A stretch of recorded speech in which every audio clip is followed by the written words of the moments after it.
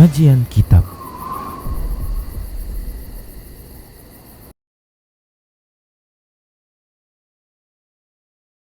Assalamualaikum warahmatullahi wabarakatuh. Innal hamdalillah nahmaduhu wa nasta'inuhu wa nastaghfiruh wa na'udzu billahi min shururi anfusina wa sayyiati a'malina. May yahdihillah fahuwal muhtad wa may yudlil falan tajida lahu waliyyan mursyida. Asyhadu an la ilaha illallah wahdahu la syarika lah wa asyhadu anna Muhammadan abduhu wa rasuluh alladzi la nabiyya ba'dah. Wa qala Allah subhanahu wa ta'ala ya ayyuhalladzina amanu taqullaha haqqa tuqatih wa la tamutunna illa wa antum muslimun. Ya ayyuhalladzina amanu taqullaha wa qulu qawlan sadida yuslih lakum a'malakum wa yaghfir lakum dhunubakum wa may yuti'illaha wa rasulahu faqad faza fawzan 'azima. Ya ayyuhan nasu taqu rabbakumul ladzi khalaqakum min nafsin wahidah wa khalaqa minha zawjaha wa batha minhuma rijalan katsiran wa nisaa'a wattaqullaha alladzi tasaaluna bihi wal arham innallaha kana 'alaikum raqiba. Amma ba'du, inna astaqal hadithi kitabullah wa khairal hadi hadi Muhammad sallallahu alaihi wasallam wa syarrul umur muhdatsatuha wa kullu muhdatsatin bid'ah wa kullu bid'atin dhalalah wa kullu dhalalatin finnar. Kaum muslimin dan kaum muslimat rahimani Allah wa iyyakum. Qala musannif, qala muallif rahimahullah, Imam al-Muhaddithin al-Imam al-Bukhari,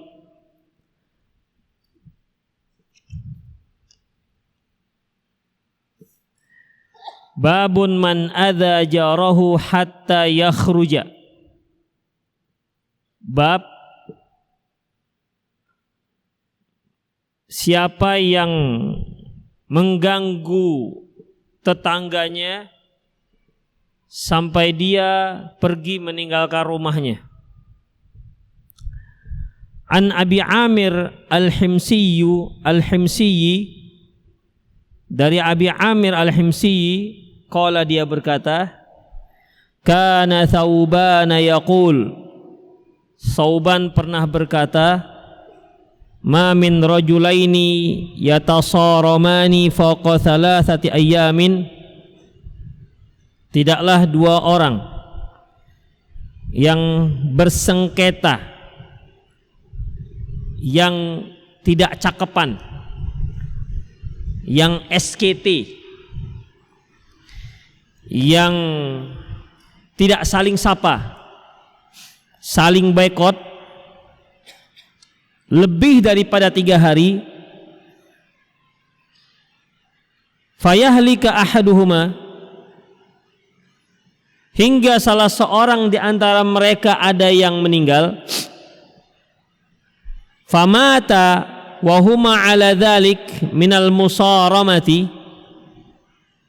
lantas mereka berdua pun meninggal dalam keadaan masih bertengkar, illa halaka jami'an, kecuali keduanya akan binasa, kecuali keduanya binasa. Wa ma min jarin yadhlimu jarahu wa yaqharuhu, tidak ada seorang tetangga pun yang menzalimi tetangganya ataupun menganiaya tetangganya, hatta yahmilahu dzalika ala ay yakhruja min manzilihi, hingga si tetangga yang diganggunya tersebut sampai tak betah di rumahnya hingga dia pun keluar dari rumahnya, meninggalkan rumahnya, illa halak, kecuali dia akan binasa, kecuali dia binasa. Dalam hadis ini ikhwatifiddin, Rasulullah sallallahu alaihi wasallam mengisyaratkan terkait dengan pertengkaran antar tetangga sampai membawa mereka tidak saling cakapan.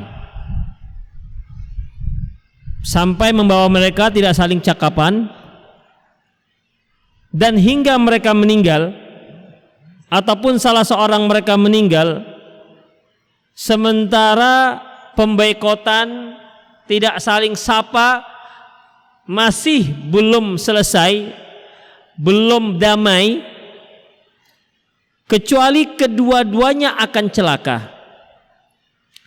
Yang dimaksud dengan celaka di sini Khafiddin, yaitu mereka berdua akan dimasukkan ke dalam neraka jahanam. Itu yang dimaksud. Karena tidak ada celaka yang lebih celaka melebihi dimasukkan oleh Allah ke dalam neraka jahanam. Apabila ada dua orang muslim yang tidak cakapan, apalagi dia itu tetangga, antar tetangga, sebagaimana yang telah kita pelajari, tetangga itu radius 40 rumah, ya kan? Di awal-awal kajian kita telah membahas di mana Rasulullah ditanya tentang tetangga itu berapa, batasannya 40 rumah, radius 40 rumah. Dalam masalah ini Khafiddin, Rasulullah sallallahu alaihi wasallam pernah mengatakan, hadis ini diriwayatkan oleh Imam Bukhari dan Muslim dari Abi Ayyub Al-Ansari, qala Rasulullah sallallahu alaihi wasallam, Rasulullah sallallahu alaihi wasallam bersabda, la yahillu li muslimin ayyah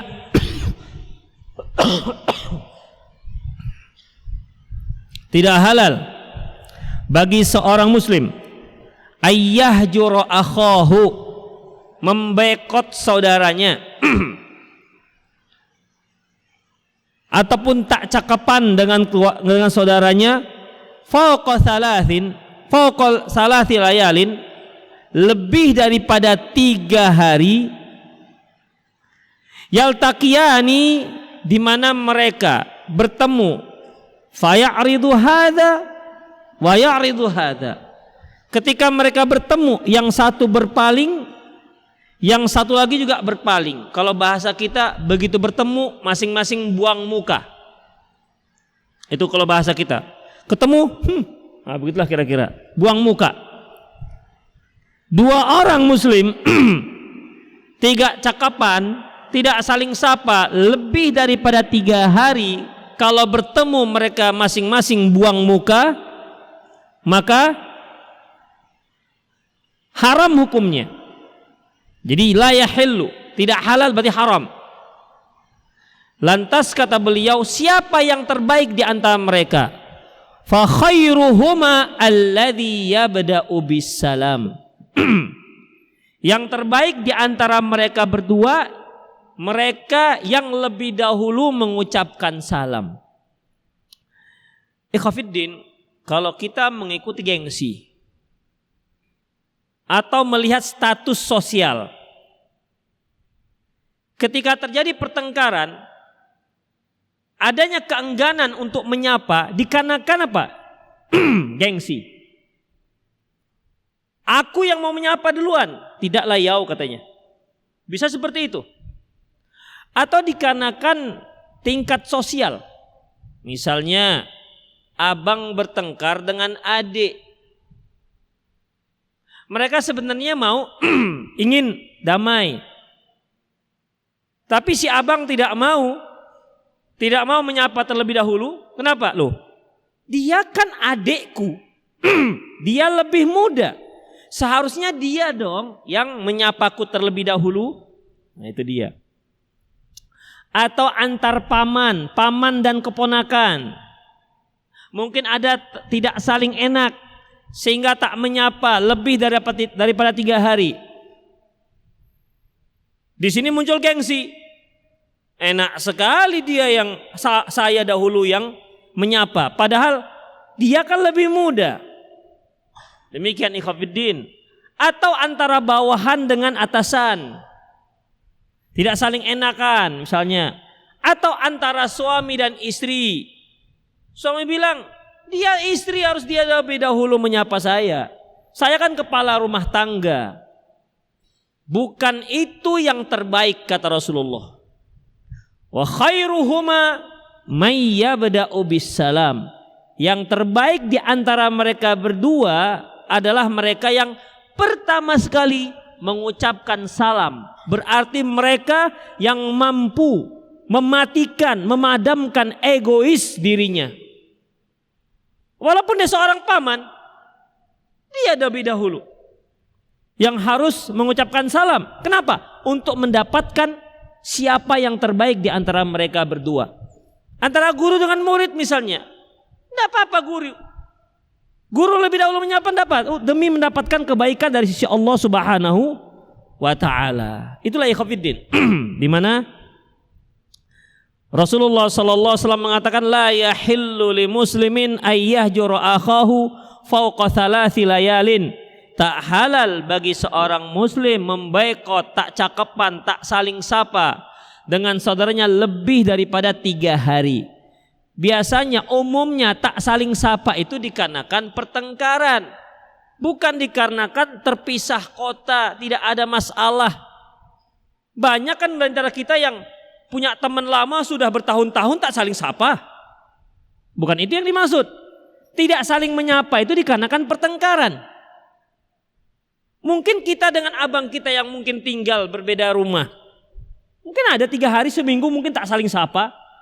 Tak saling sapanya karena memang tak bertemu. Yang dimaksud tak saling sapa di sini adalah sebagaimana hadis yang disebutkan tadi, yaitu minal musoromah, dikarenakan pertengkaran. Ingat ikhwatiddin, hadis yang kita bacakan tadi yang diriwayatkan oleh Bukhari Muslim itu dikarenakan apa? Dikarenakan pertengkaran.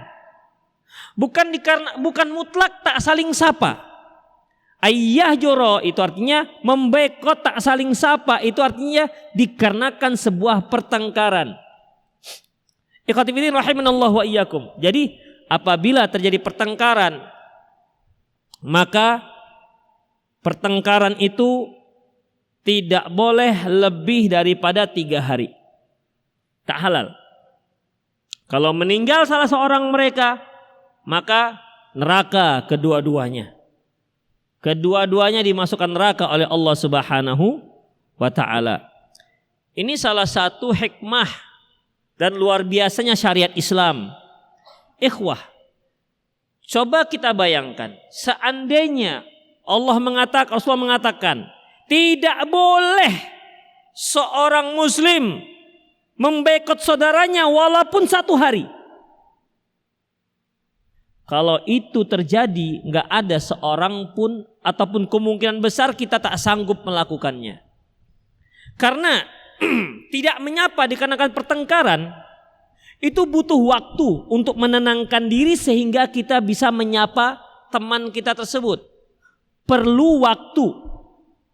Kalau syariat tidak memberi toleransi, kalau syariat tidak memberi toleransi, maka ini amalan sangat menyusahkan. Kita tidak bisa menata hati kita. Kalaupun kita harus memaksa menyapa dengan basa-basi. Ya, pan hatinya masih gondok. Hati gondok apa sih gondok? Pokoknya gondok lah. Masih gondok, masih jengkel. Tapi karena syariat mengatakan nggak boleh nggak menyapa, ya sudahlah. Hai, tapi jengkelnya masih. Tentu ini tidak menyelesaikan masalah, ya, tidak akan menyelesaikan masalah. Tapi masya Allah, syariat Islam syariat yang murni, syariat yang sesuai dengan fitrah, diberi waktu 3 hari. Lebih 3 hari nggak boleh. Jadi tata hati Anda, perbaiki hati Anda dari kejengkelan, waktunya 3 hari. Itu dia. Toleransi 3 hari. Lebih daripada itu tak dibenarkan. Mati dalam keadaan seperti itu neraka. Ikhwatiddin rahimanallahu wa iyyakum. Dalam hadis yang lain yang diriwayatkan, dalam hadis yang lain Rasulullah mengatakan, ta'ridul a'mal 'ala Allah fi kulli itsnaini wal khamis. Amalan itu akan diajukan kepada Allah Subhanahu wa taala pada hari Senin dan Kamis. Pada hari Senin dan Kamis. Fayaghfirullahu likulli muslimin. Maka Allah pun akan mengampuni dosa setiap muslim. Illa rajulan kana bainahu wa baina akhi syahna.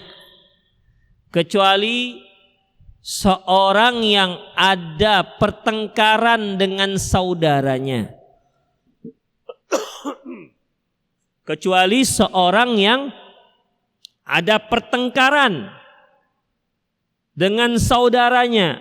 Fayaqulullah, lantas Allah mengatakan, da'u hadaini hatta yastaliha. Untuk dua orang ini biarkan saja dulu, gak usah diampuni dosanya. Hatta yastaliha, hingga keduanya berdamai. Oleh karena itu Khafiddin, kalau kita hitung, seorang bertengkar di hari Jumat, Sabtu, Ahad, Senin harus sudah baikan. Kalau enggak, Allah enggak akan ampuni dosa dia. Allah akan ampuni dosa dia. Senin dia bertengkar, atau ya Selasa, Rabu, Kamis, ini malah lebih singkat, 2 hari. Ya, 2 hari. Kalau tengkarnya Senin, Selasa, Rabu, dah. Kamis harus sudah selesai agar dosanya diampuni. Itulah tenggang yang Allah Subhanahu wa taala berikan kepada kaum muslimin. Baik.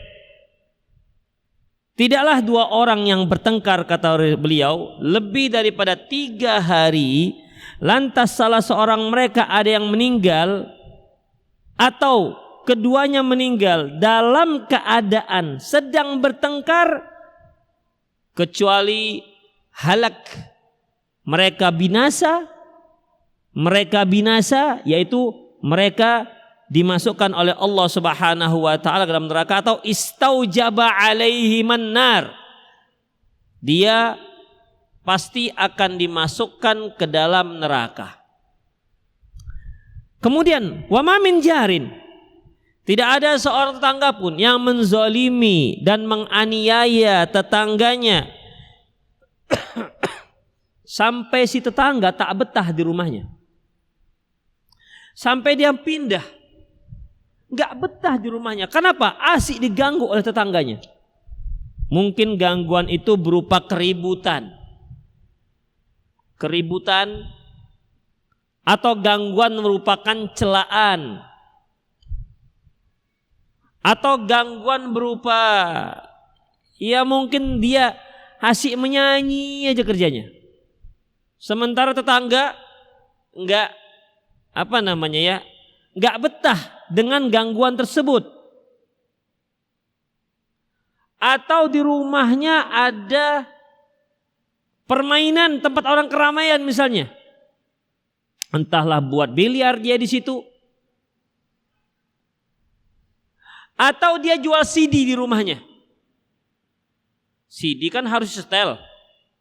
Yang namanya masyarakat kita jual CD, begitu di playkan harus satu pasar dengar. Gak cukup hanya orang itu aja yang mau beli, satu pasar harus dengar. Demikian, terganggu hingga tetangganya pindah. Mungkin sang istri mengatakan, "Bi, udahlah kita pindah saja, gak tahan lagi di sini. Tetangganya gak baik." Illa halak, kata Rasulullah. Kecuali si tetangga yang mengganggu itu istaujaba alaihin nar, dia akan dimasukkan Allah Subhanahu wa taala ke dalam neraka. Ikhwah, Rasulullah sallallahu alaihi wasallam pernah bersabda, Al-muslimu man salimal muslim min lisanihi wa yadihi. Seorang muslim yang selamat muslim yang lain dari lisannya dan dari tangannya. Itu muslim yang lain. Dan akan lebih besar dosanya jika yang tak selamat dari tangannya dan ucapannya adalah tetangganya. Seorang tetangga pelihara bebek, baunya sampai ke tetangga sebelah,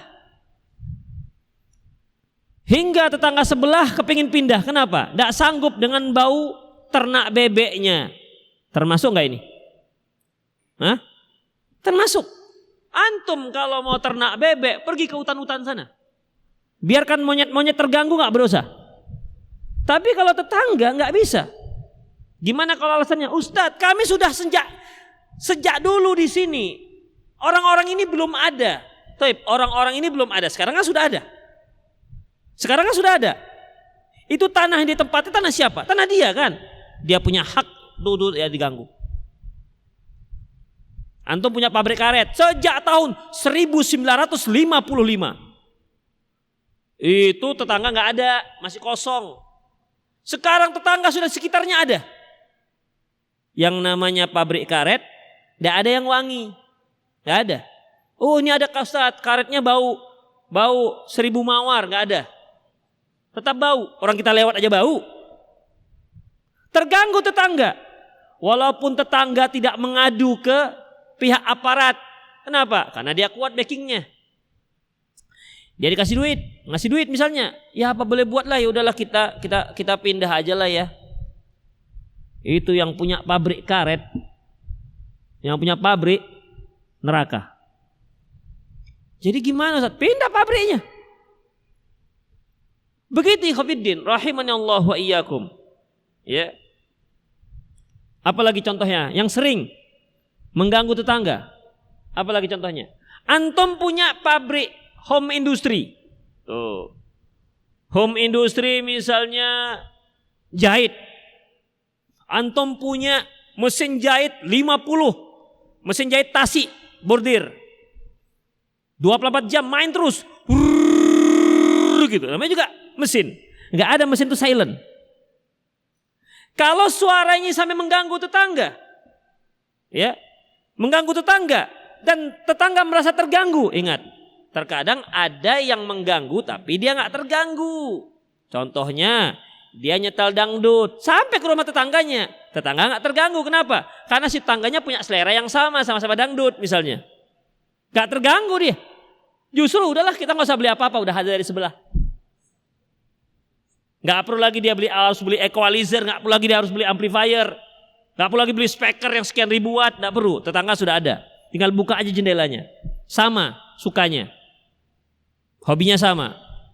Kalau itu ikhwafiddin nggak termasuk yang terganggu. Ini yang terganggu. Yang terganggu termasuk. Gimana kalau tetangga terganggu dengan baca Quran kita? Termasuk nggak? Termasuk. Ngapain antum baca Quran pakai mikrofon speakernya ke tetangga? Kalau baca Quran cukup sendiri aja. Di kamar sendiri nggak usah sampai keluar. Ini sengaja dibuka jendelanya. Di jendela dia, di hadapan jendela tetangga. Alif Lam Mim. Biar lari dulu jin tetangganya. Nggak bisa ya Hafidin. Ya. Walaupun dia baca Quran, kalau suaranya kuat dan mengganggu tetangga, tetap nggak dibolehkan. Ya kita lah misalnya, kita ngantuk tidur. Kemudian ada teman baca Quran kuat-kuat di samping kita. Kita ngantuk tidur ini. Mau tidur. Sudah jaga malam 3 hari misalnya. Atau sudah kena hukum jaga malam 5 hari, sudah mau keluar tuh matanya, mau tidur, udah mau tidur. Kadang-kadang kalau sudah sangkin capeknya mau tidur tuh susah, padahal ngantuk sekali. Tapi mau tidur nggak bisa. Begitu mau tidur datang kawan, Alif Lam Mim, hilang tidurnya. Naik pitam itu. Apa kita katakan kamu terganggu dengan baca Quran? Masya Allah. Karena begitu, masyarakat kita itu kadang-kadang analisanya aneh, ya. Analisanya aneh. Demikian ikhwatiddin. Jadi segala perkara yang mengganggu, ya, segala perkara yang mengganggu, maka itu termasuk. Tapi bagaimana kalau orang terganggu dengan suara adzan? Tolonglah adzannya dikecilkan. Cukup di masjid aja. Itu orang dipegang lehernya, tukuk sekali. Ya adzan itu harus kuat. Ya, adzan itu harus kuat. Atau ada tetangga, Bu, tolonglah Bu, nggak usah pakai pakaian hitam-hitam Bu. Ngeri saya nengoknya Bu, terganggu saya dengan pakaian Ibu. Ini nggak termasuk. Ya, setiap kali saya nengok Ibu, teringat saya Gundurwo misalnya. Ini nggak termasuk. Ya, kenapa? Itu hak orang. Mata dia terganggu, ya matanya harus ditukar. Karena dia pakaian syar'i. Mas, maaf Mas ya, tolonglah cukur tuh jenggot, terganggu saya dengan jenggotnya. Ada nggak begitu? Ada kan? Masya Allah, jenggot kita tumbuh di dagu kita, bukan di dagu dia. Dia yang sewot, dia yang resek, dia yang terganggu dengan jenggot kita. Ada seperti itu. Tolonglah Mas, cukur aja lah. Masya Allah, ini nggak termasuk dalam gangguan ikhwatiddin. Jadi dalam masalah ini, ya, yang dikatakan terganggu, yang memang syariat tidak menyuruh kita untuk berbuat, apalagi sampai dilarang. Tapi kalau adzannya harus kuat. Mau ada terganggu tak terganggu, sikat terus, ya.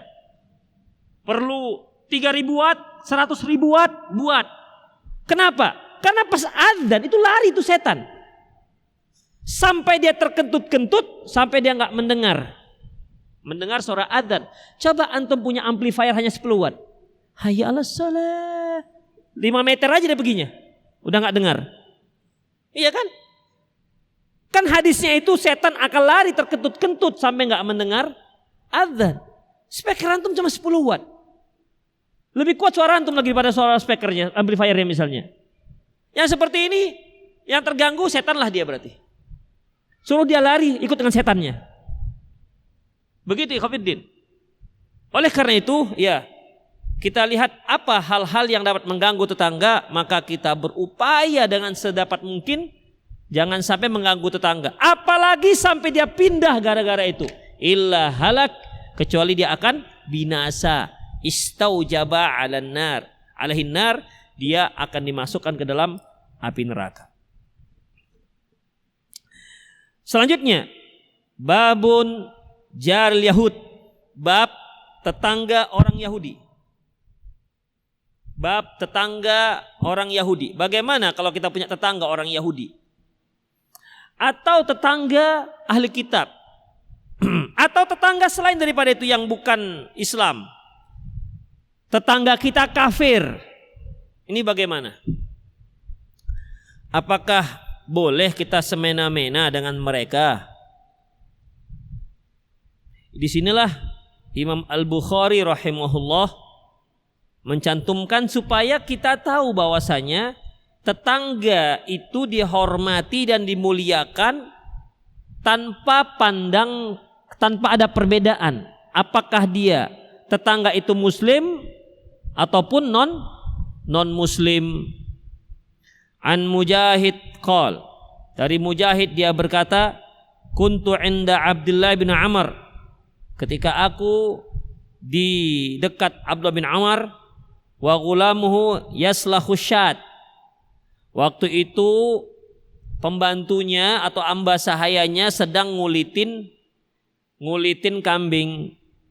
Faqala ya ghulam, kata Abdullah bin Amr, wahai gulam, wahai pembantuku, idza faraghata fabda bijarinal yahudi, kalau kamu selesai maka yang pertama kamu berikan tetangga kita yang Yahudi.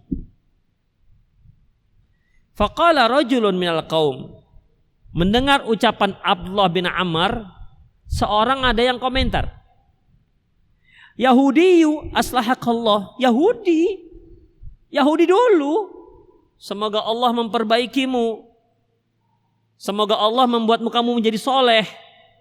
Qal, kata Abdullah bin Amr, inni sami'tun nabiyya sallallahu alaihi wasallam yusi bil jar, aku mendengar Rasulullah sallallahu alaihi wasallam mewasiatkan aku untuk memberikan wasiat, berwasiat agar berbuat baik kepada tetangga.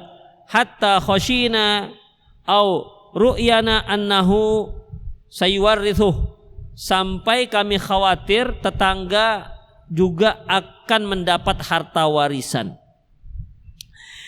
Ikhwatiddin rahimanallahu yakum, perhatikan.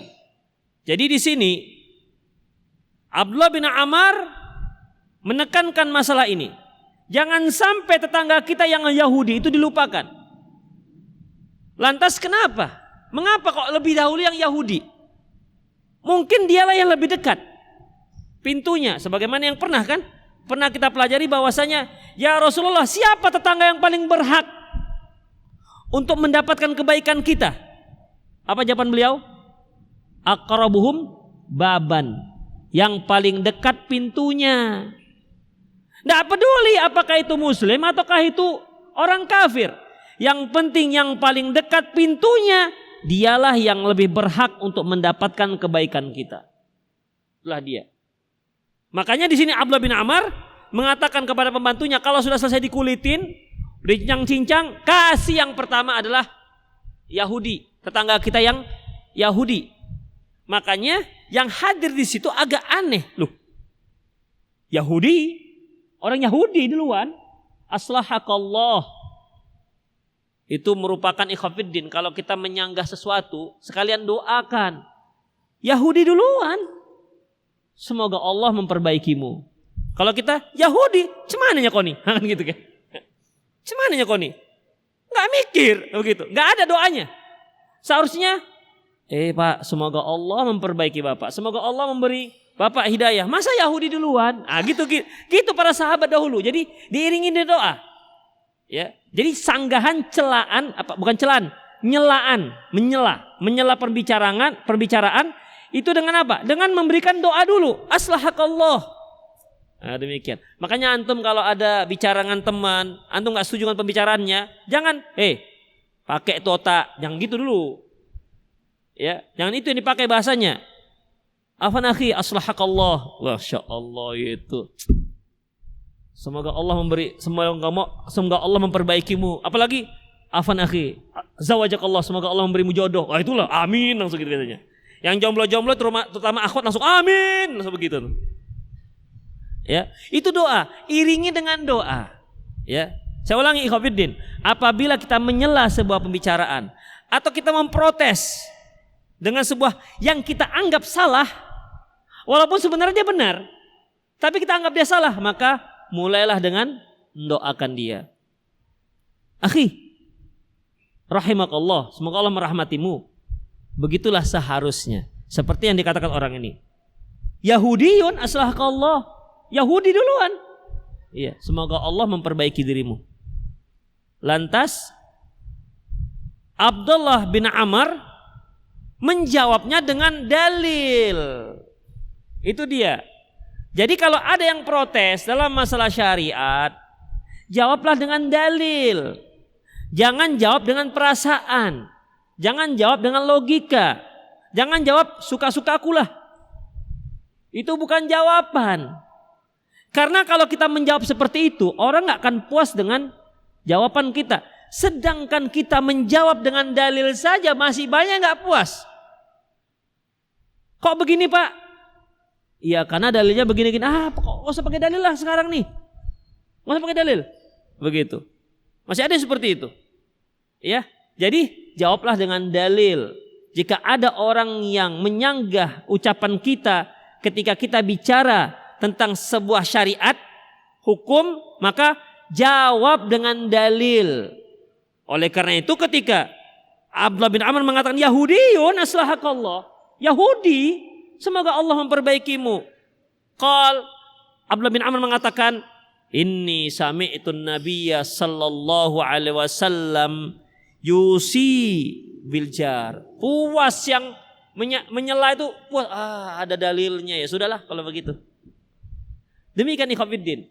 Makanya masyarakat para sahabat dahulu kalau bicara masalah syariat ada dalil, selesai. Kalau masyarakat kita ketika kita katakan nggak dibolehkan oleh hadis Rasulullah, tapi imam fulan, ya Allah kok jadi imam fulan, Contohnya ikhwafidin, ketika kita bicara masalah apa ya contohnya? Masalah jenggot. Ya kan? Sudah jelas Rasulullah menyuruh pelihara jenggot. A'ful luha, pelihara jenggotmu. Khaliful musyrikin. Selisih orang musyrik. Sudah terima aja. Kalau Anda nggak mau berjenggot urusan Anda. Tapi jangan memang sih bagus, tapi itulah tusuk sate misalnya begitu kan. Jadi itu nggak bisa dijadikan sebagai alasan. Kalau sudah hadis ya sudah hadis, baik ya baik. Lantas kalau Anda memang belum mampu melakukannya, ya semoga Allah memberi saya kekuatan untuk mengamalkannya. Begitu caranya. Masalah musik, Rasulullah jelas-jelas katakan haram. Saya kuna min kaumin min ummati aqwamun. Akan datang dari kalangan umatku kaum, aqwam itu banyak. Kaum yastahilluna al-haril wal hur, yang akan menghalalkan sutra dan menghalalkan zina, wal khamar dan khamar, wal ma'azib dan musik-musik. Hadis diriwayatkan oleh Muslim. Oh, jangan dulu Pak. Karena ada ulama yang mengatakan hadis ini dhaif. Begitu. Imam ini mengatakan, Masya Allah, Abu Bakar, ya, ada seorang sahabat, ketika bicara masalah hadis dibantah oleh yang lain. Apa katanya? Langit mana lagi yang aku buat untuk menaungi? Bumi mana lagi yang aku jadikan tempat berpijak? Kalau ada hadis Rasulullah lantas tak aku amalkan. Mau kemana kita lari? Dikarenakan mereka sangat mengagungkan hadis Rasulullah Sallallahu Alaihi Wasallam. Lebih parahnya lagi di tempat kita ini ikhwafiddin, yang mengatakan mazhab Syafi'i. Jelas-jelas Imam Syafi'i mengatakan tak boleh dicari-cari pendapat ulama yang katanya bermadzhab Syafi'i supaya cocok dengan kebiasaan Indonesia. Kan nggak fair namanya ikhwafiddin. Kalau Syafi'i aja, betul-betul ambil Syafi'i. Indonesia kalau betul-betul ikut Imam Syafi'i, betul murni dari Imam Syafi'i, insya Allah setengahnya akan jadi baik. Begitu ikhwafiddin. Ya, tapi begitulah kondisinya. Ya, begitulah kondisi kita sekarang. Makanya perlu banyak ngaji, perlu banyak berdakwah dengan hikmah agar masyarakat kita bisa memahami. Jadi di sini masyarakat sahabat dahulu ketika mereka mendengar hadis sudah selesai masalahnya. Sudah ada hadisnya. Ya, sudah ada hadisnya. Padahal tadinya kan dia menyanggah dengan pemikiran.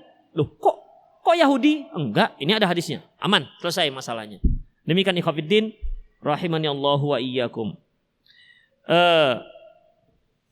Ada sedikit yang perlu kita fahami, yang perlu kita ketahui. Mungkin antum pernah mendengar kisah yang mungkin masyhur lah. Mungkin pernah antum, saya yakin pernah antum dengar, di mana di Madinah itu ada seorang Yahudi yang suka mengganggu Rasulullah. Selalu membuat kotoran, buang kotoran di depan pintu Rasulullah. Lalu Rasulullah selalu membersihkan terus begitu. Bahkan ada juga yang disebutkan Rasulullah selalu diludah dengan dia. Hingga satu hari orang Yahudi ini sakit dan Rasulullah orang yang pertama menjenguknya. Hingga Yahudi ini masuk Islam. Itu kisahnya. Ikhwafiddin, kisah ini tidak diriwayatkan dalam hadis sahih. Tidak diriwayatkan juga dalam hadis yang dhaif. Dari mana? Enggak tahu dari mana asal usulnya. La aslalahu. Enggak ada asal usulnya. Coba bayangkan ikhwafiddin. Rasulullah sallallahu alaihi wasallam hanya bertetangga dengan orang Yahudi kecuali di Madinah. Di Mekah enggak ada orang Yahudi. Enggak pernah beliau bertetangga dengan orang Yahudi. Tapi di Madinah, karena di Madinah itu ada orang-orang Arab Yahudi, beliau bertetangga dengan orang-orang Arab Yahudi, orang-orang Yahudi. Dan beliau itu presiden, pemimpin. Kira-kira sahabat membiarkan ada orang Yahudi yang minoritas, yang nggak punya kekuatan apapun, menyakiti Rasulullah seperti itu, diludah, Rasulullah diludah. Kira-kira Rasulullah dibiarkan oleh para sahabat. Antum melihat kisah Umar bin Khattab, ada orang Arab Badui, ya Muhammad, beri harta yang Allah berikan. Langsung naik pita sama Umar bin Khattab. Ya Rasulullah, da'ni adribu unuqah. Rasulullah, biarkan, kupenggal lehernya. Nah gitu. Penggal ikhwatiddin. Ya. Jadi kalau kita lihat kisah seperti ini enggak masuk akal. Sahabat membiarkan begitu saja. Ya. Kemudian ini juga menggambarkan, kalau biasanya para ustadz yang menyebutkan hadis ini itu menggambarkan bahwasanya betapa pemaafnya Rasulullah SAW. Kalau sudah sampai seperti ini ikhwatiddin, itu bukan pemaaf lagi namanya. Itu menunjukkan lemah. Menunjukkan lemah. Kalau Islam dalam keadaan minoritas, tidak punya kekuatan, ya bisa diterima. Tapi ini Rasulullah pimpinan kaum muslimin di saat itu. Kalau Rasulullah katakan usir tuh Yahudi, diusir semuanya. Jadi ini bukan menunjukkan sebuah kemaafan, tapi menunjukkan kelemahan. Ala kulli hal, apapun ceritanya, itu kisah tidak tahu dari mana asal usulnya. Tidak dalam hadis dhaif, apalagi dalam hadis sahih. Yang ada kisah yang mungkin antum pernah dengar, yaitu Rasulullah punya pembantu seorang Yahudi, anak kecil, ya kan? Di mana pembantu, ya gulam itu ya pembantu lah kita katakan, di mana ketika itu dia sakit. Pembantu Rasulullah yang Yahudi ini kana yunawilhu alwadu. Beliau dia ini kerjaannya apa? Mengambilkan Rasulullah air wudu. Kemudian dia juga menyediakan sandal Rasulullah, tapi dia masih Yahudi. Artinya tidak mengapa seorang muslim punya pegawai yang non muslim, silakan. Asalkan tidak bermudorot. Ya, tidak bermudorot. Ini orang Yahudi. Hingga anak ini sakit dan dijenguk oleh Rasulullah. Ketika Rasulullah menjenguknya, Rasulullah berkata kepada anak ini, aslim, Islamlah kamu. Waktu itu ada ayahnya di samping si anak ini. Fanadhara ila abih. Lantas si anak pun melihat ke ayahnya. Kata si ayah, ati Abul Qasim. Udah taati aja apa yang dikatakan Abul Qasim. Abul Qasim itu Rasulullah SAW. Lantas anak ini pun, pembantu dia ini pun masuk Islam. Ya, masuk Islam. Lantas apa kata Rasulullah? Alhamdulillahilladzi anqadhahu Allahu minan nar. Segala puji bagi Allah yang telah menyelamatkan dia dari api neraka. Begitu dia masuk Islam, langsung meninggal. Karena seorang yang masuk Islam, dosanya akan diampunkan, kebaikannya tetap dihitung. Apalagi ahli kitab. Keburukan akan dirubah menjadi kebaikan. Itulah dia. Ya, makanya kalau antum taubat, kalau bisa kira-kira begitu taubat meninggal. Bisa disetting seperti itu. Saya mau hijrah Ustaz, kalau bisa pas saya hijrah, taubat nasuha, meninggal. Karena enggak bisalah, maka jangan ditunda-tunda taubat. Karena kita enggak tahu kapan kita mati. Kalau melihat kisah anak Yahudi ini, wah enak sekali deh ya. Begitu masuk Islam, mati. Baik. Jadi gimana kita? Ya cobalah begitu. Begitu tobat, mati. Tapi jangan bunuh diri ya. Bunuh diri jelas dilarang oleh Islam. Demikian ikhwatiddin. Jadi yang ada ini anak Yahudi. Kisahnya seperti itu. Kisahnya diriwayatkan oleh Imam Bukhari. Itu yang ada ikhwatiddin. Rahimani Allah wa iyyakum. Ya, demikianlah, semoga bermanfaat. Intinya bahwa walaupun tetangga kita itu yang non muslim, kalau dia termasuk tetangga kita, maka dia juga punya hak untuk mendapatkan perlakuan yang baik dari kita. Karena Rasulullah mengatakan, "Man kana yu'minu billahi wal yaumil akhir falyukrim jarahu." Barang siapa yang beriman terhadap Allah dan hari akhirat, hendaklah dia memuliakan tetangganya, mutlak semuanya, ya. Semuanya tetangga, baik dia muslim dan non muslim. Ustadz, dulu saya pernah memboikot seorang teman saya karena orang itu memaksa saya untuk menggunakan narkoba. Kejadian itu sudah 3 tahun yang lalu, tapi sampai hari ini saya masih jengkel. Bagaimana? Orang seperti ini memang harus dijauhi karena akan membahayakan kita, ikhwatiddin. Ya, akan membahayakan kita. Itu dia. Jadi disyariatkan kita meninggalkan dia kalau yang seperti ini. Karena salah satu cara taubat adalah meninggalkan masyarakat yang buruk. Sebagaimana seorang Yahudi, seorang Bani Israel yang membunuh sampai 100 orang. Ketika dia bertanya kepada seorang alim apakah ada pintu taubat untuk dia, masih terbuka dengan syarat kamu harus tinggalkan kampungmu, pergi ke kampung orang-orang yang soleh.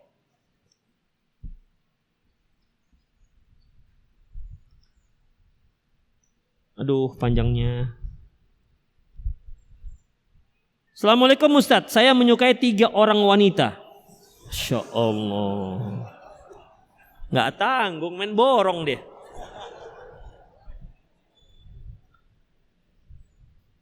Yang ketiganya belum mengenal sunnah. Oh, dia suka dengan 3 orang akhwat, tapi 3-3-nya nggak kenal sunnah. Kasihan kali dia ini. Seleranya harus diperbaiki. Dan sebagian mereka masih belum berpakaian sesuai syariat. Astagfirullah. Sampai saat ini saya masih berdoa agar salah satu dari mereka mendapatkan hidayah untuk mengenal sunnah, sehingga bisa saya nikahi. Bagaimana menurut Ustadz? Apakah saya tetap harus mendoakan mereka atau fokus mencari wanita yang sudah mengenal sunnah? Mengingat saya berencana menikah awal tahun depan. Mohon nasihatnya Ustadz. Ya. Pertama, antum yang bertanya ini sudah mengenal sunnah belum? Ya, kalau antum sudah mengenal sunnah, ya sudah, antum benahi diri antum terlebih dahulu. Mengenai wanita yang antum cintai, itulah repotnya ikhwatiddin. Kalau kita sebagai seorang pemuda dan pemudi sudah terkait hati dengan lawan jenis, itu sulit untuk berpaling dan akan sulit untuk menilai secara objektif. Makanya kan ada istilah love is blind. Cinta itu buta. Dan itu keliru. Cinta itu enggak buta.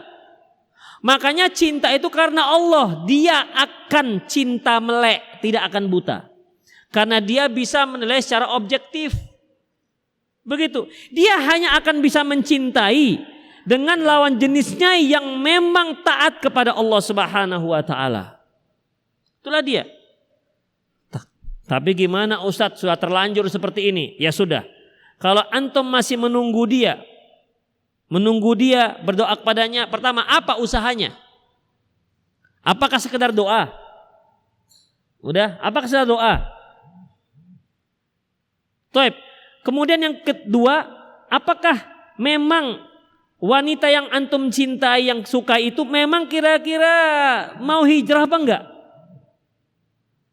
Sudah dikasih artikel, dikasih buku, ukhti, apa yang menghalangimu untuk berjilbab? Dan dibaca, ternyata sudah dikasih bukunya setengah tahun masih dilaminating, belum dibuka lagi kulit luarnya, nggak dibaca. Demikian ikhwatiddin. Jadi gimana? Saran saya yang terbaik, tinggalkan akhwat yang itu. Tinggalkan. Cari yang sudah kenal. Akhwat kita masih banyak yang nganggur ikhwatiddin. Masih banyak jomblowiyat. Masih banyak. Dari usia 20 tahun sampai 40 tahun masih banyak. Kenapa cari yang antum berharap dia belum tentu dia bisa. Hanya berharap. Demikian. Iya kalau dia mendapat hidayah. Kalau enggak gimana? Carilah yang sudah siap pakai. Carilah yang sudah siap untuk mengenal sunnah. Siap untuk menegakkan syariat Allah Subhanahu wa ta'ala. Masih banyak. Antum mau yang mana? Mau yang hitam? Dari yang hitam coklat tua, coklat muda, brown, coklat mocha, coklat kopi, sampai yang putih juga ada. Yang meninggal yang nggak ada. Begitu ikhwatiddin. Tapi kalau seandainya antum kepingin dia akhwatnya kalau bisa Ustaz yang lembut, yang tinggi 170, yang beratnya 50 kilo, bahkan langsing tuh, yang cantik, yang solehah, hafal hadis arba'in Nawawi, kemudian kalau bisa hafal hadis, jangankan antum lawannya ustadz lah nanti, saingannya. Kalau memang begitu, lawan saingan antum ustadz, maksudnya bukan ustadz macam saya, ustadz muda banyak, begitu. Antum jangan suuzon dengan saya. Iya, jangan begitu. Pandangan antum tuh kok ke saya tajam kali tadi namanya. Berarti harus saya. Demikian ikhwatiddin. Jadi yang realistis aja ikhwatiddin. Rumah tangga itu jangan dibuat untuk coba-coba. Jangan coba-coba. Demikian ikhwatiddin. Kecuali kalau antum sudah menikah. Kalau sudah menikah, antum berkewajiban untuk memperbaiki dia. Itu dia. Ini belum menikah, berarti kan harus banyak PR. Banyak PR. Ustadz, saya menikah dengan seorang akhwat yang tidak pakai jilbab. Silakan sah menikahnya. Tapi ingat, PR-mu banyak. Ya, PR-mu banyak. PR matematikanya, PR fisikanya banyak. Demikian. Sanggup silahkan. Ingat, kesanggupan itu nanti akan dipertanggungjawabkan di hadapan Allah Subhanahu wa taala. Begitu ikhwatiddin.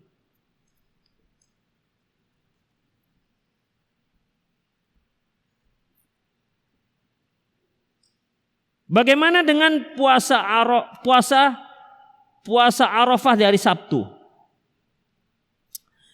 Begini ikhwatiddin. Sebuah hadis menyebutkan Rasulullah pernah bersabda, hadis ini dihasankan oleh Syekh Albani, yaitu la tasumu yaumas sabti illa fi maftaradallahu alaikum. Janganlah kamu berpuasa di hari Sabtu kecuali yang diwajibkan atas kalian. Kecuali yang diwajibkan atas kalian. Ikhwatiddin, hadis ini diperselisihkan para ulama kesohihannya. Mengapa demikian ikhwatiddin? Karena dia bertentangan dengan banyak hadis. Di antaranya hadis yang diriwayatkan oleh Imam Bukhari. Rasulullah SAW pernah mengatakan, la yasumanna ahadukum yaumal jum'ati illa yauman qablahu wa yauman ba'dahu. Janganlah salah seorang kalian berpuasa di hari Jumat illa ayyasuma yauman qablahu wa yauman ba'dahu, kecuali kalau dia berpuasa satu hari setelahnya dan berpuasa satu hari sebelumnya, satu hari setelahnya. Janganlah kamu berpuasa di hari Jumat kecuali kalau kamu berpuasa satu hari sebelumnya. Hari apa? Hari Kamis. Wa yauman ba'dahu, dan satu hari setelahnya. Hari apa? Sabtu. Sementara ini hadis menyatakan jangan puasa di hari Sabtu kecuali yang wajib. Demikian juga ketika Rasulullah SAW datang ke rumah Juwairiyah binti Harith radhiyallahu anha, beliau dapati Juwairiyah sedang puasa hari Jumat. Apa kata Rasulullah? Asumti ams, apakah kamu puasa kemarin? La, kata Juwairiyah radhiyallahu anha. Atasumina ghadan, aturidina antasumi ghadan, apakah besok kamu akan ada niat mau puasa? La, kata Juwairiyah, enggak ya Rasulullah. Kalau begitu, Rasulullah kata aftiri, kalau begitu berbukalah kamu, jangan puasa. Ya, jadi puasa Jumat itu boleh kalau diiringi satu hari setelahnya atau satu hari sebelumnya. Satu hari setelahnya hari Sabtu, itu satu. Kemudian hadis yang lain, Rasulullah SAW pernah mengatakan bahwasanya afdalus siyam saumu Daud, sebaik-baik puasa adalah puasa Nabi Daud. Yasumu yauman wa yuftir yauman. Berpuasa satu hari dan berbuka satu hari. Kalau seorang puasa Nabi Daud satu hari buka, satu hari puasa, itu pasti dalam 2 minggu sekali dapat hari Sabtu. Demikian juga Rasulullah mengatakan, "Man shoma Ramadan, summa atba'a sittan minasyawal, kana kasyamid dahr." Barang siapa yang berpuasa Ramadan, kemudian dia lanjutkan dengan puasa Syawal, maka dia seperti puasa setahun. Ini pasti ada yang kena Sabtu. Bisa dipastikan ada yang kena Sabtu. Demikian ikhwatiddin. Demikian juga puasa 3 hari dalam sebulan. Bisa jadi kena hari Sabtu. Yang 13, 14, 15. Bisa jadi kena hari Sabtu. Makanya hadis yang dihasankan oleh Syekh Al-Albani tersebut, kalau Imam Malik mengatakan hadis ini magdzub, artinya hadis ini dusta. Kalau Imam Abi Daud mengatakan hadis ini syadz. Kemudian ada juga para imam mengatakan hadis mansukh. Ya. Itu ikhwatiddin rahimani Allah wa ikum. Syekh Muhammad bin Shalih Al-Utsaimin menyebutkan bahwasanya puasa hari Sabtu itu ada 5 kondisi. Pertama, apabila dia berpuasa hari Sabtu, dia berpuasa wajib, puasa Ramadan hari Sabtu, puasa nazar hari Sabtu, puasa kafaroh hari Sabtu, maka dibolehkan. Yang kedua, dia berpuasa hari Sabtu tetapi berpuasa juga sebelumnya, hari Jumatnya misalnya, ya, maka puasa Sabtunya dibolehkan. Yang ketiga, dia berpuasa di hari Sabtu bertepatan dengan puasa-puasa sunnah, seperti puasa Nabi Daud, atau puasa Arafah, atau puasa Asyura, atau puasa Syawal, atau puasa yang kita sebutkan yang tadi, maka puasanya juga dibolehkan. Mengapa demikian? Karena puasanya bukan dikarenakan Sabtunya, tapi dikarenakan sunnahnya. Ini bagaimana kaedahnya ikhwatiddin? Kaedahnya, taib ikhwatiddin, saya tanya. Dalam masalah ini, Sabtu itu kan banyak, ya kan? Sabtu itu banyak. Satu bulan itu Sabtu bisa 3 sampai 5. Apalagi setahun. Tapi puasa Arafah. Puasa Arafah berapa kali dalam setahun? 1 kali. Salah satu kaedah para ulama yaitu yang sedikit mengkhususkan yang banyak, mengikuti yang khusus dari yang umum. Umum dikhususkan dengan yang khusus, spesial. Demikian juga yang banyak dikhususkan dengan yang sedikit. Sabtu itu banyak Sabtunya. Tapi Sabtu ini dia tidak boleh dipuasakan misalnya, kecuali kalau memang ada yang lebih khusus, seperti apa? Puasa Arafah, puasa Muharram, puasa Syawal, dan puasa yang lainnya. Udah. Ada juga, itu yang ketiga ya, puasa yang memang bertepatan dengan puasa-puasa sunnah seperti Muharram dan lainnya. Kemudian Sabtu berbarengan dengan puasa yang biasa dia lakukan, seperti puasa, bisa nggak Sabtu berbarengan dengan puasa Senin Kamis? Ya nggak bisa lah, masa lama kali itu mikirnya. Puasa Sabtu berbarengan Senin Kamis, bisa? Halo, antum sekarang bisa mikir ini? Atau sudah mau pulang? Bisa nggak puasa Sabtu berbarengan puasa Senin Kamis? Namanya juga Sabtu. Mana pernah Sabtu barengan Kamis barengan dengan Senin? Enggak mungkin. Yang biasa bareng yaitu bisanya dengan puasa 3 hari sebulan dengan puasa Nabi Daud. Itu dia, bisa. Maka dibolehkan. Yang kelima, jadi yang keempat ini puasanya dia berbarengan puasa yang biasa dia lakukan. Yang kelima, dia berpuasa khusus di hari Sabtu dan dikarenakan hari Sabtu. Ini yang enggak dibolehkan. Ya, ini yang tidak dibolehkan. Dengan demikian ikhwatiddin, kita masih bisa menerima penghasanan hadis yang dihasankan oleh Imam Syekh Al-Albani rahimahullah. Allahu a'lam bishawab. Bisa difahami ya?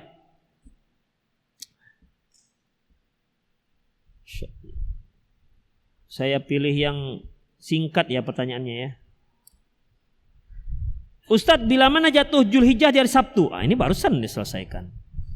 Dibolehkan kita puasa Arafah 1 hari saja di hari Sabtu. Tadi sudah sebutkan, ya, saya sebutkan bahwasanya puasa hari Arafah kalau di Sabtu silahkan, walaupun hanya Sabtunya aja. Kalau antum mau lebih lepas dari khilafiyah, puasalah hari Jumatnya juga. Karena Rasulullah mengatakan, "Ma min amalin shalih ahabbu ilallahi wa a'zamu indahu illa fi hadhihi ayyami 'asharah." Tidak ada amalan soleh yang paling dicintai oleh Allah dilakukan kecuali amalan soleh yang dilakukan di 10 hari di awal bulan Dzulhijjah, dan tanggal 8 termasuk. Ya, ingat, tetapi dikarenakan 10 harinya, bukan dengan niat puasa tarwiyah. Ingat, puasa tarwiyah tidak ada. Ya, tidak ada dalil yang sahih tentang puasa dikarenakan hari tarwiyah. Tapi kalau antum puasa dikarenakan dia termasuk 10 hari di awal Dzulhijjah, boleh. Sama seperti ini, Khafiddin. Kana Rasulullah yasumu fi Sya'ban illa qalil. Nabi SAW berpuasa bulan-bulan Sya'ban kecuali hanya sedikit. Ya, kecuali hanya sedikit. Terus kan ada hadis yang menyebutkan puasa di nisfu Sya'ban. Barang siapa yang berpuasa di bulan Sya'ban bertepatan setengah Sya'ban, 15 Sya'ban, enggak apa-apa, silakan, termasuk sunnah. Tapi kalau niatnya dikarenakan nisfu Sya'ban, maka dia bisa jatuh pada bid'ah. Karena hadis dikarenakan nisfu Sya'ban itu hadisnya dhaif. Bisa Hafidin antum pahami ya? Yang satu sama-sama nisfu Sya'ban. Yang satu puasanya karena nisfu Sya'bannya, yang satu lagi dikarenakan Sya'bannya. Yang satu dikarenakan puasa 10 hari di awal bulan Dzulhijjah, yang satu lagi dikarenakan 8-nya, dan 8 termasuk 10. Maka kalau dia puasa karena 8-nya yaitu hari tarwiyah, maka puasa dikarenakan tanggal 8 hari tarwiyah tidak ada.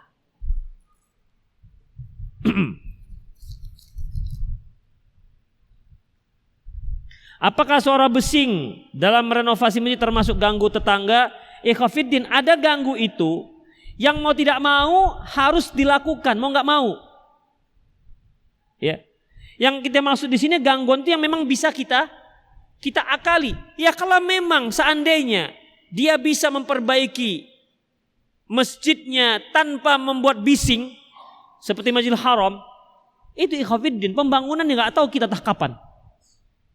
Nggak ada bising, nggak ada apa-apa. Tapi sudah terbangun aja dia. Kalau memang seperti itu silakan. Itu lebih baik. Misalnya dia nokok paku. Kalau bisa nokok pakunya tanpa suara, silent, tapi pakunya nancep, silakan. Gimana caranya? Allah alam. Dia motong keramik tanpa ada suara.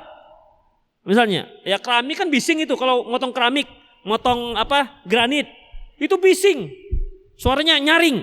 Kalau bisa tanpa suara silakan. Tapi kalau nggak bisa, bagaimana? Ini kan sesuatu lah yang di luar kemampuan kita. La yukallifullahu nafsan illa wus'aha. Allah tidak akan membebani seorang kecuali yang mampu dia lakukan.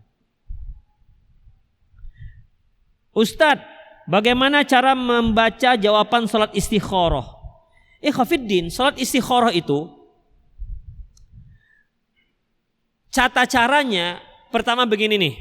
Misalnya antum melamar sebuah kerjaan, mengajukan lamaran ke BCKA, ke PJKA dengan ke Angkasa Pura. Dua-dua diterima. Kan nggak mungkin antum kerja sekali dua. Pagi dia PJKA, sore di Angkasa Pura. Bakal dipecat antum di dua. Bagaimana ikhwafiddin? Antum pilih dengan berkonsultasi orang-orang yang tahu gimana kira-kira ini. Setelah itu doa istikharah. Salat istikharah bagaimana caranya? Salat 2 rakaat min ghairi fardhah, yang bukan wajib. Karena salat istikharah termasuk salat al-maqsud bi ghairi dzatiha.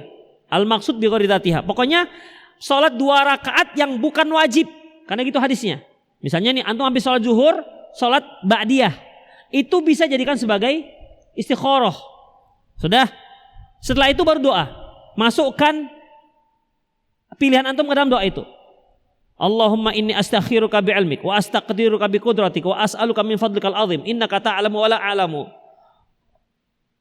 wa ta'lamu wa la a'lamu wa anta 'allamul ghuyub. Allahumma in kana, ya Allah apabila, antum enggak bisa bahasa Arabnya nih.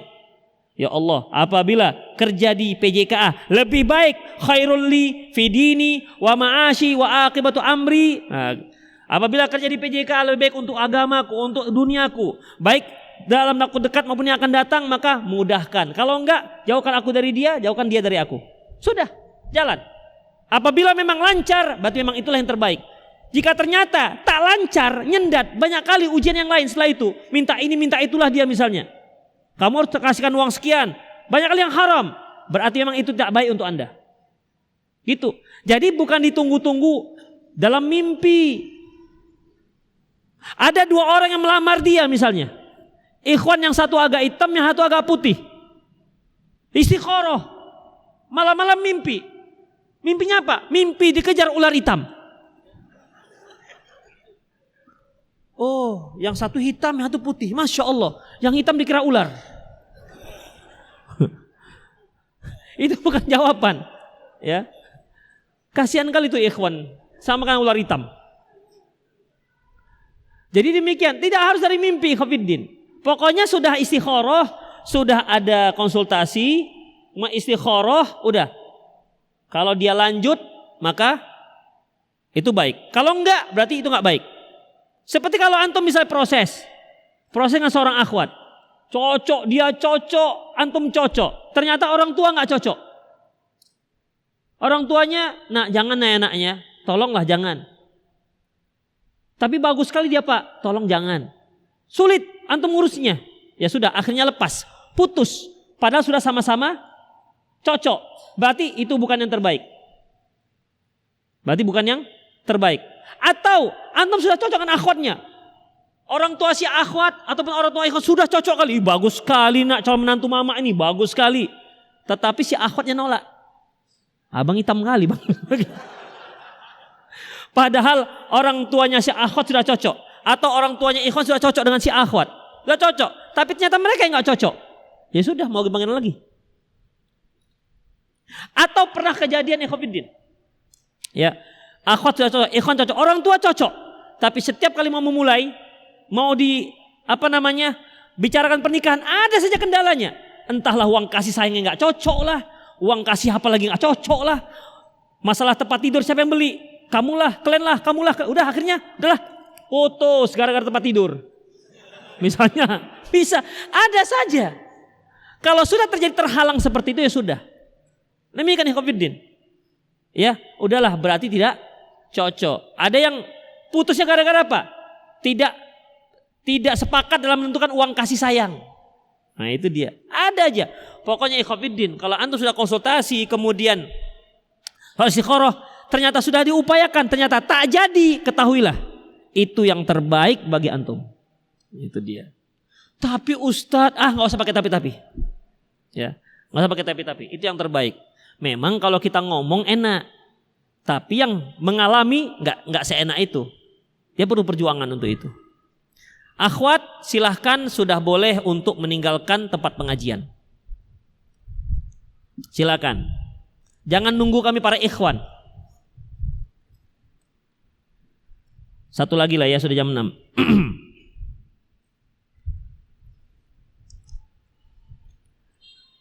Apakah sudah terlepas dosa beban kita apabila kita sudah minta maaf duluan walaupun orang tersebut belum memaafkan? Khafiddin, itulah repotnya kalau kita punya kesalahan terhadap sesama manusia. Ya. Kalau kita minta maaf, dia nggak maafkan, belum selesai urusan kita. Itu hak dia. Misalnya kita minta maaf, bang, akhi, maafkan saya kemarin saya begini. Oh maaf, saya nggak bisa maafkan. Sakit kali rasa hati saya. Enggak, saya nggak maafkan. Itu hak dia. Nggak bisa kata, oh kau nggak maafkan. Allah saja pemaaf, kamu nggak memaafkan. Kemana otakmu? Ya Allah, ini orang maksa. Itulah repotnya kalau kita punya kesalahan dengan manusia. Tapi dengan Allah, Masya Allah. Kata Allah Subhanahu wa ta'ala sebuah diskusi. Hai hamba-hambaku, apabila kamu punya dosa sepenuh bumi dan engkau tidak mensekutukan aku, engkau datang untuk minta maaf, bertobat, ku maafkan, kata Allah. Kalau Allah iya, dia maha penyayang. Tapi kalau kita kan enggak. Ya. Memang sebaiknya kita memaafkan, sebaiknya. Tapi kalaupun nggak dimaafkan itu hak dia. Nanti perhitungan di hadapan Allah lah nanti. Begitu nanti akhirnya. Ya Allah, aku sudah minta maaf tapi dia nggak memaafkan. Itu nanti Allah yang menyelesaikan. Demikian ikhwatiddin. Sekali lagi, tapi sebaiknya maafkanlah. Kenapa? Karena kita itu kan juga punya salah. Harapannya ketika kita mudah memaafkan, maka Allah juga mudah memaafkan kesalahan kita. Al-jaza ma'al jinsil amal, bahwasanya balasan itu sesuai dengan amalan yang kita lakukan. Itulah yang kita harapkan.